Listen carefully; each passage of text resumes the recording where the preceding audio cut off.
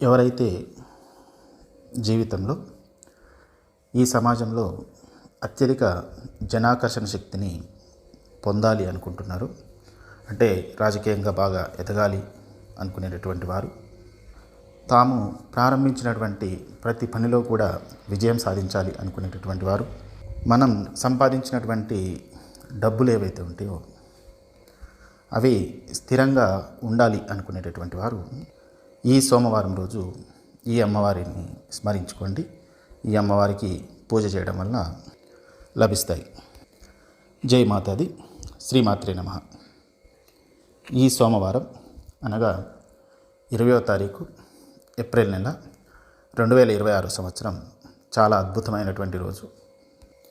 ఈరోజు మన హిందూ సాంప్రదాయంలో ఉన్నటువంటి దశమహావిద్యల్లో 9వ దశమహావిద్య అయినటువంటి మాతంగి దేవికి చాలా ఇష్టమైనటువంటి రోజు.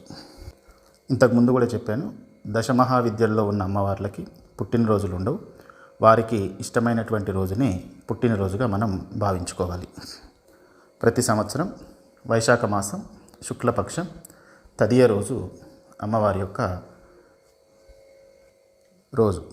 ఈ రోజునే మనం అక్షయ తృతీయ అని కూడా పిలుచుకుంటాం. మాతంగ ఋషికి జన్మించింది కావున మాతంగి దేవిగా పిలువబడుతుంది.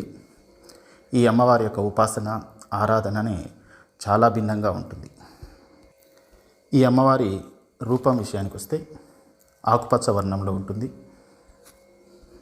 పద్మంపై కూర్చొని వీణ, ఖడ్గం, గద, పాశం, ఒక చిలుక ధరించి ఉంటుంది. ఈ రూపంతోనే మనకు ఈజీగా అర్థమైపోతుంది.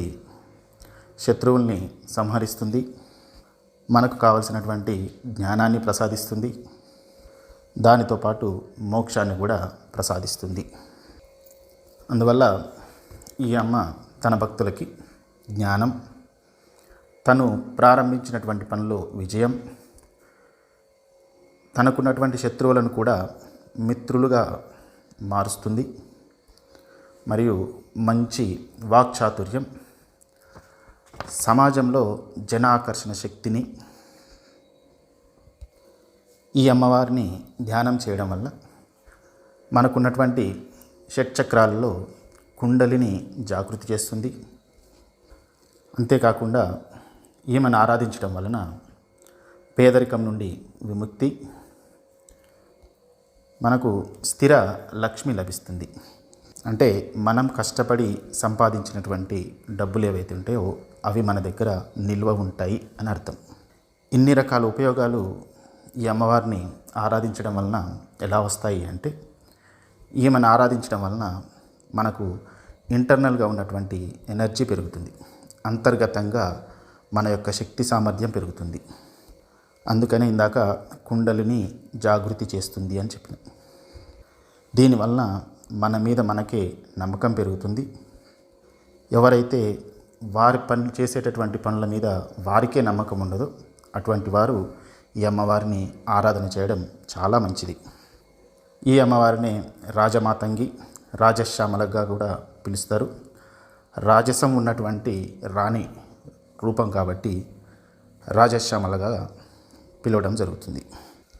ఈ అమ్మవారికి ఉన్నటువంటి ఇంకొక నామం ఉచ్చిష్ట మాతంగి, అనగా అసాధారణమైనటువంటి దేవత, వెలివేయబడినటువంటి వాటికి సంబంధించినటువంటి రూపంగా పిలవడం జరుగుతుంది.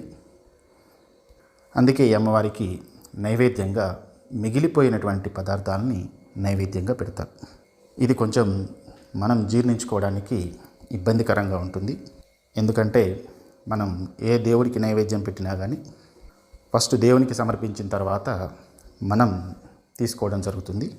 కానీ ఇక్కడ అమ్మవారికి మాత్రం మిగిలిపోయినటువంటి పదార్థాలని నైవేద్యంగా పెడతారు. దాని అర్థం ఏంటంటే కట్టుబాట్లకు సంబంధించినటువంటి విషయం అది. అంటే మన చుట్టూ ఉన్నటువంటి కట్టుబాట్ల నుంచి బయటికి రావాలి అనేటటువంటి అర్థాన్ని తెలిపేటటువంటి ఉద్దేశం అది. ఇలా పెట్టడం వల్ల పవిత్రమైనటువంటి కట్టుబాట్లను అధిగమించేటటువంటి దేవతగా అభివర్ణిస్తారు. ఈ అమ్మవారిని దివ్యమైనటువంటి స్త్రీ శక్తికి ప్రతిరూపంగా కొలుస్తాం. అందుకే ఈరోజు బాలికలకు పూజ చేస్తారు. మీ ఇంట్లో బాలికలు ఉంటే వారిని అమ్మవారిగా భావించి, అమ్మవారి రూపం ఆకుపచ్చ వర్ణంలో ఉంటుంది కాబట్టి మీ దగ్గర ఆకుపచ్చ వర్ణం బట్టలు ఉంటే అవి వారికి వేసుకోమని చెప్పి ఆ బాలికల్ని అమ్మవారుగా భావించి పూజా కార్యక్రమాలు చేసుకోవచ్చు. ఇలా చేసుకోవడం వలన చాలా మంచి ఫలితం ఉంటుంది. ఇక ఈరోజు మొత్తం కూడా సాధ్యమైనంత వరకు ఎన్ని ఎక్కువ సార్లు కుదిరితే, ఎంత ఎక్కువ సమయం కుదిరితే అంతసేపు అమ్మవారి నామస్మరణ చేసుకుంటూ ఉండండి.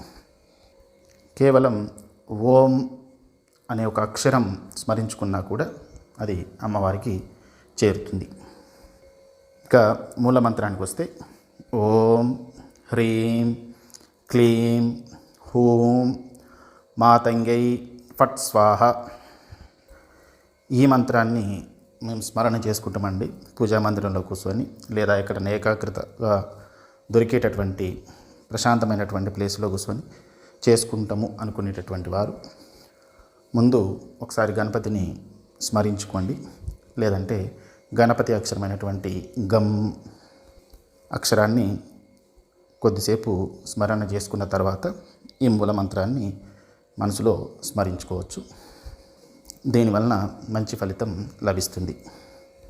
ఇలా ఈ సోమవారం రోజు అందరూ అమ్మవారిని స్మరించుకొని బాలికా పూజలు నిర్వహించుకొని మీకున్నటువంటి అన్ని కార్యక్రమాలు, అన్ని పనులు మంచిగా జరగాలని కోరుకుంటున్నాం. శ్రీమాత్రే నమః. జై మాతాది.